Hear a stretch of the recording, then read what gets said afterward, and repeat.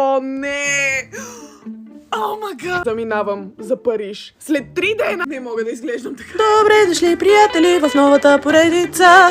Или казано, накратко, това е новата поредица, в която аз ще се превърна в човек. Glow up с мен. Така, хора, първата дестинация ни е Заболека. Йоп, трябва да отида да ми погледнат имплантите. Ако си спомняте, преди 2 години ми слагаха изкуствени зъби. Знам дали се личи достатъчно на камера, но те са сини в основата.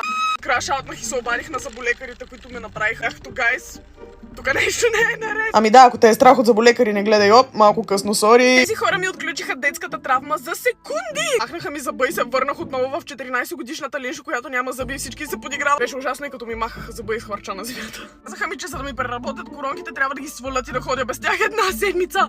Аз няма да съм в Париж без зъби, хора. Сега отивам на лазерна епилация. Хора, запушвам.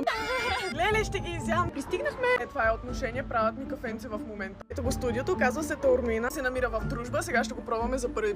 Мале, тук е много сладичко, хора. Логото е супер кют. Така, започвам да качвам тази глоба поредица 2-3 седмици по-късно. Понеже първо исках да приключа да качвам миналата поредица с апартамента. Затова в момента аз имам напълно обективно мнение за този салон. Искам да ви кажа, че преди 2-3 седмици им направиха само една процедура на цялото тяло. И резултата е невъзможен за една процедура, хора, честно. Да, била съм в други салони, правила съм си лазер, сигурно преди година и половина е било последния път. И с ръка на сърцето препоръчвам този салон, толкова горещо. Аз съм нямала такива резултати само от една процедура никога преди. За мен това напълно честно е било най-добрия салон, който някога съм посещавала и със сигурност ще го посетя отново. Не знам каква е тази космическа машина, която я използват хора, ама честно работи. Беше изключително чисто и професионално. Собственичката на салона беше много мила и внимателна. Давам му 10 от 10, със сигурност ще дойда пак. И в момента имат бомбастична оферта. Ако отидете за подмишници, следващата процедура е абсолютно безплатна. Кажете, че аз ви пращам.